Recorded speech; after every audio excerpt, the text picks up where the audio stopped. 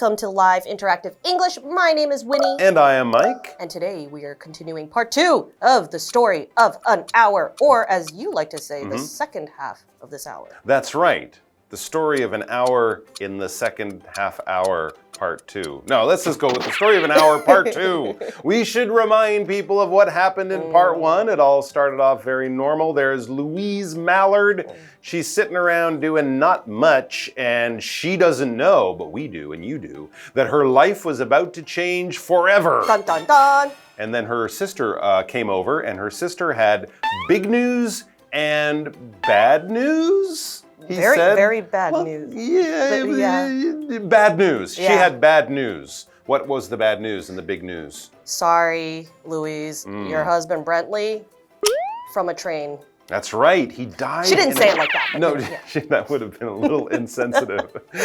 He died in a train accident, some kind of train crash. Yikes. He was, I don't know, on his way to work, and the train hit another train and went off the tracks, and he went flying out of the window and died.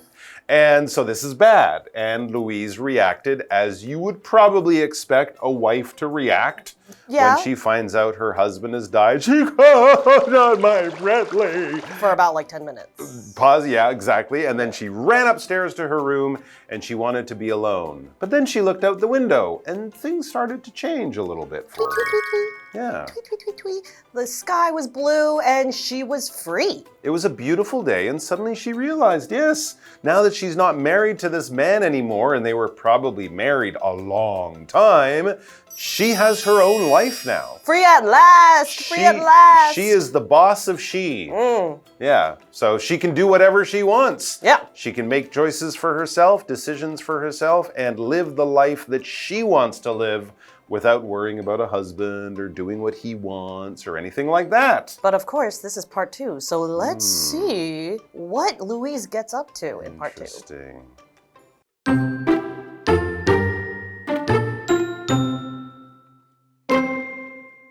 Meanwhile, Josephine was concerned about leaving Louise on her own, so she knocked on her door, begging her sister to come out over and over. "Please open the door. You'll make yourself ill," she cried. Finally, Louise came out feeling stronger than ever. She felt like she had drunk the elixir of life. They put their arms around each other and made their way back downstairs.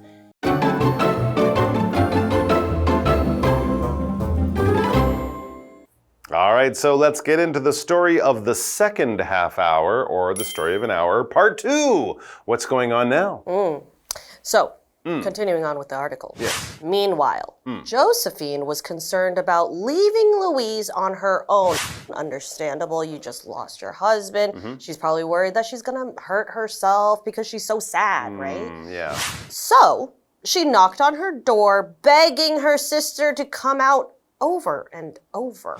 Wow. Yeah. Okay. Louise, are you okay? Come out. I want to make sure you're okay. Right. So what does it mean to beg someone for something? Yep. So to beg, our verb, it means to ask someone for something, but usually it's kind of like, it's you really want something. Yeah. So Kathy begged her friends to go to the party with her, and so this kind of means maybe her friends didn't want to go to the party in the first place. So that's why Kathy has to beg. Exactly. So Josephine is kind of begging for Louise to come out because maybe she's just been there for way too long. That's right. And as you said, Josephine is just worried about her sister. Often when someone gets terrible news like this, we say things like, you shouldn't be on your own, and I'll keep you company. I'll be there to hug you and to hold your hand and all that kind of stuff. And that's basically what Josephine is doing as a kind, caring sister. Please open your door. You'll make yourself ill, she cried. So you'll be in there all alone. You'll cry and cry and cry until you can't cry anymore. And you'll make yourself ill. You know, a lot of people, they stop eating and sleeping and, that they don't take care of themselves because the grief and the sadness is just so much. Yeah. Finally, though, Louise came out feeling stronger than ever. She felt like she had drunk the elixir of life. Wow. So when Josephine finally gets Louise to open the door It's not sad, broken, crushed Louise who She's a comes new out. woman. She's a brand new woman. She's like, I got a new life and I don't got a Brantley holding me down. She's filled with this new energy. It's like she had drunk the elixir of life.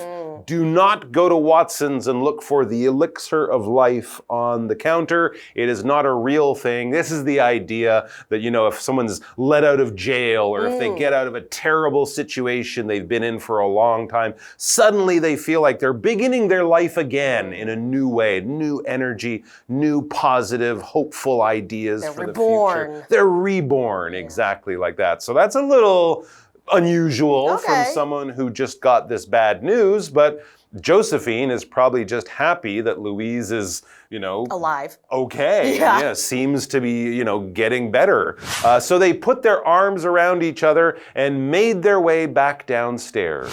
Interesting. So, so I'm thinking in the perspective of someone, you know, whose family member just lost their husband. I'm expecting, I got to get some chocolate. I got to get some ice cream, lots of tissues. I open the door and she's great. She's glowing. Like, yeah, exactly. Let's go to a party. Let's meet some handsome dudes. Let's get a new outfit for me. Let's get a job. Let's get a job. Let's start life all over again. Well, I'm excited to see what those two sisters get up to. Me too. And we will find out all of that and more after our break.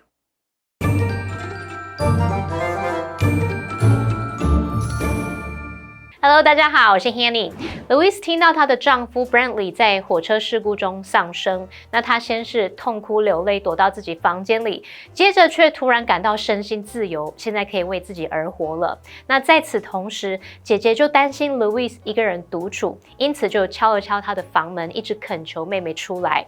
最后 Louise 走出来的时候，感觉比以往都更坚强，她仿佛喝下了生命的灵药。那两姐妹就互相搀扶，然后走回楼下。好，看到动词 beg 它表示恳求、祈求，那常常用 beg somebody to 加上原形动词去表达恳求某人做某事。那补充单字 elixir 则是表达灵药或是万灵丹的意思。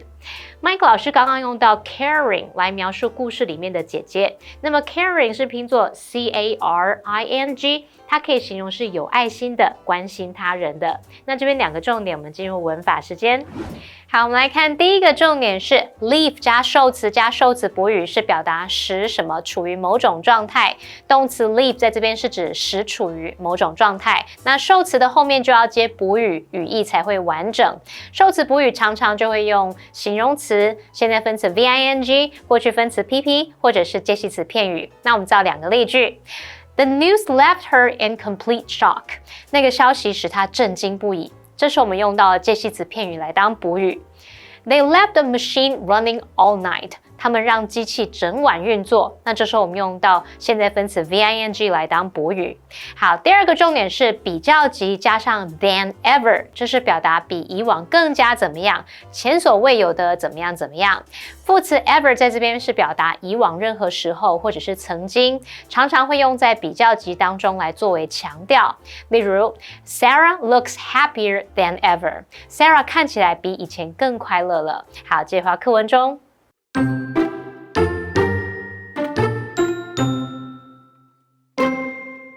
Just then, there was the sound of a key turning in a lock. The front door opened, and Brantley walked in, alive and well. It turns out that he hadn't been in the accident. In fact, he didn't even know that one had occurred. To his great surprise, Josephine let out a scream, and Louise fell to the floor in shock. Doctors rushed to the scene, but they were too late to save Louise. They concluded that she felt such joy when she saw her husband that her heart gave out from the strain. But in truth, the freedom Louise had tasted so briefly was gone, and her heart couldn't bear the loss.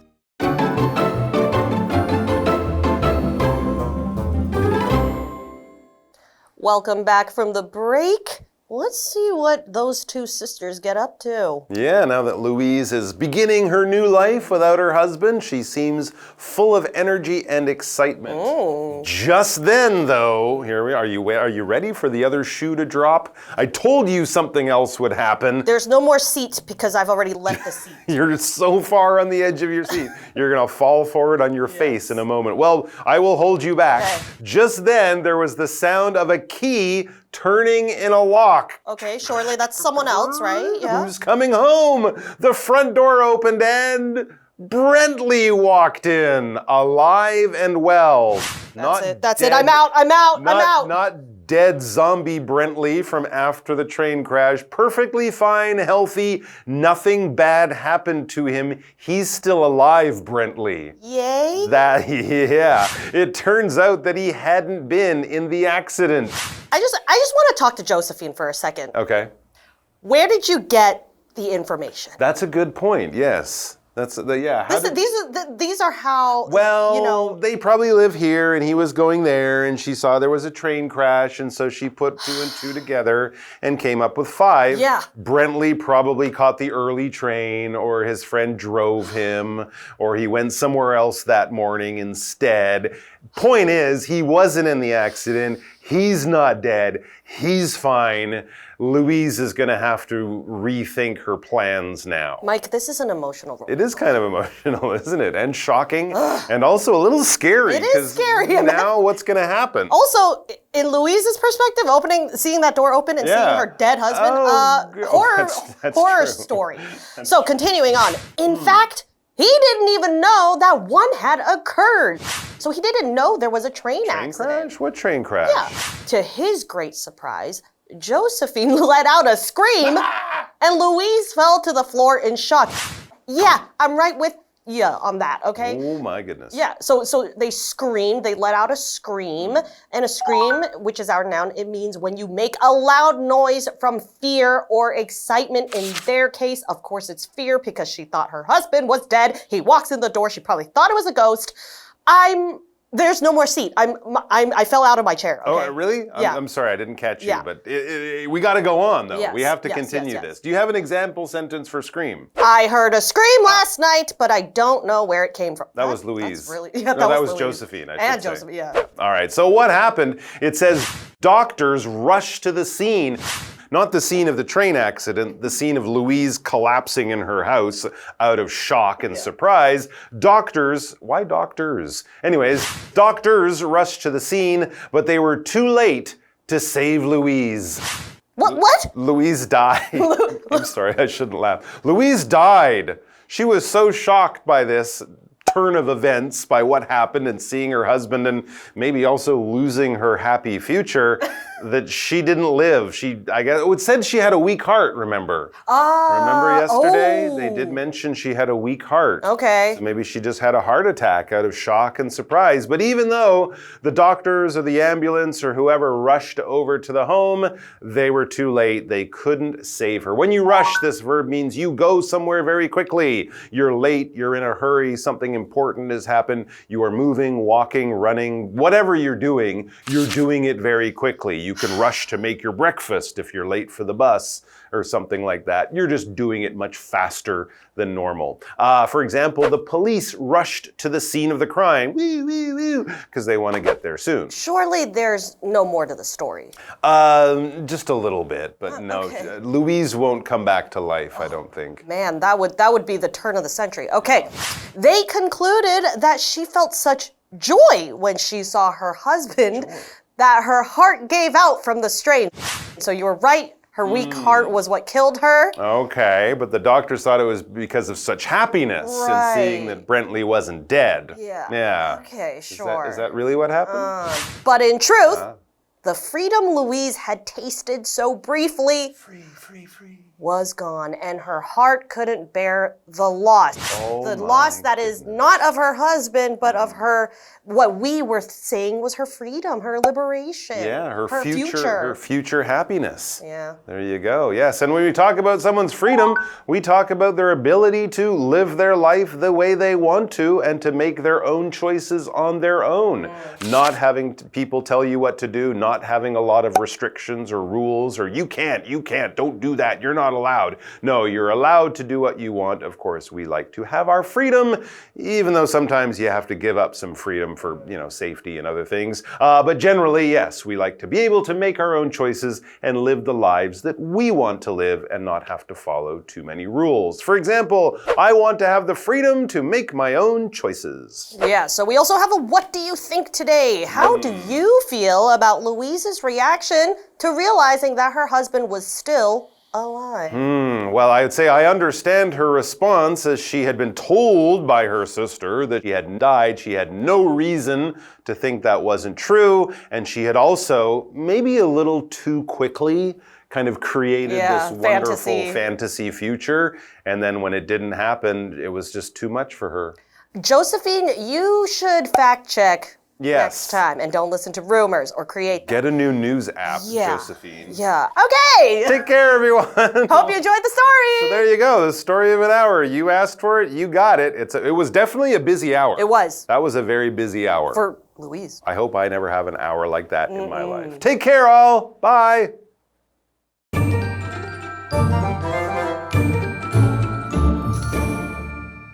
刚刚说到故事里面的姐妹互相搀扶走回楼下，那就在这个时候传来了钥匙在门锁里面转动的声音，这个前门打开了。Brantley 走进来，他不是鬼魂，也不是丧尸，他就好端端的活着。Mike 老师这时候有提到 zombie 这个字 ，zombie 就是丧尸或者是僵尸的意思。好，那原来这个 Brantley 他并没有卷入火车事故当中，他甚至不知道有发生一起事故。而让他很惊讶的是，姐姐 Josephine 发出了一声尖叫，那么妹妹 Louise 则是震惊的昏倒在地上。医生们迅速赶到现场，可是已经来不及救 Louise 了。那医生们得出的结论是，当她看到丈夫回来时，她非常高兴，以至于心脏负荷过大，停止跳动了。可是事实上，她是因为短暂尝到的自由已经消逝，她的心没办法承受这份失落。好，那我们来看单字 scream。scream 当名词可以指尖叫或是惊呼。rush 这个动词则表示赶忙做某事啊，急速行进的意思。rush to the scene 就是表达赶到现场。再看到 freedom 表示自由。Winnie 老师这时候有用到 liberation 这个字 liberation 它表示解放或是解脱。好，那这边一个重点，我们进入文法时间。好，那这边要介绍的是 such 加上 that 子句，这是表达如此怎么样，结果怎么样，非常怎么样，以至于怎么样。such 在这边是表达如此的、这样的，后面要接名词，那么名词的前方可以加形容词修饰，而 that 子句则是表达后果，所以它的句型可以是 such a 或 an 加上单数可数名词再加 that 子句，或者是 such 加上复数可数名词加上 that 子句，或者是 such 加上不可数名词再加上 that 子句。那我们造两个例句。It was such a great movie that we watched it several times. 这是一部非常棒的电影，以至于我们看了好几遍。We had such wonderful weather yesterday that we spent the entire day at the beach. 昨天天气非常好，所以我们一整天都待在海边。好，那么以上这些讲解，同学别走开，马上回来哦。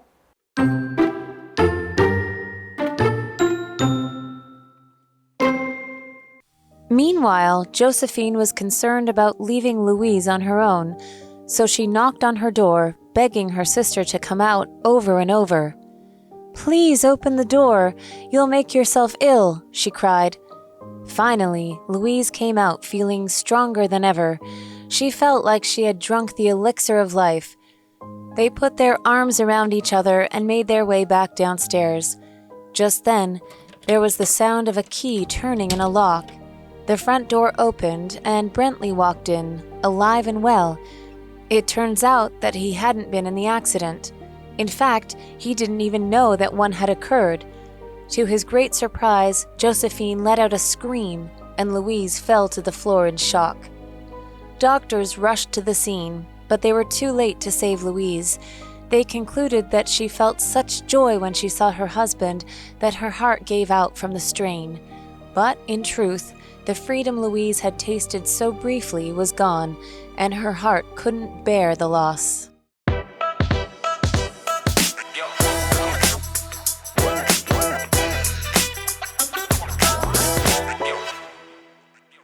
Hey, did you hear about the new policy the boss is implementing next week? No, what's it about? He's making each department take turns cleaning the meeting room every month. I heard it from Sarah in accounting. Seriously? If that's true, then I'm going to run for the hills. Run for the hills? Why would you go to the mountains at a time like this? No, run for the hills is just an expression. It just means to get out of a situation as quickly as possible. Okay, I see. I thought you were taking up hiking all of a sudden.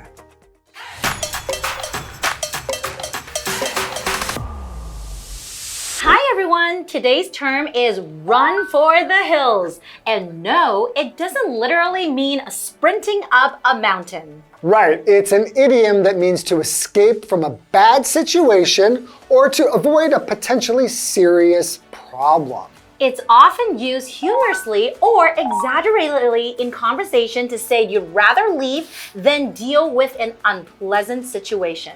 For instance, if your family starts arguing about politics at the dinner table, you might feel like running for the hills. Or you could say, when my boss started asking about the project I forgot to finish, I wanted to run for the hills. I don't blame you.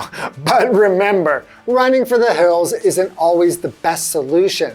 Sometimes it's better to just face challenges head on. Absolutely. And that's all for today. See you next time. Bye-bye.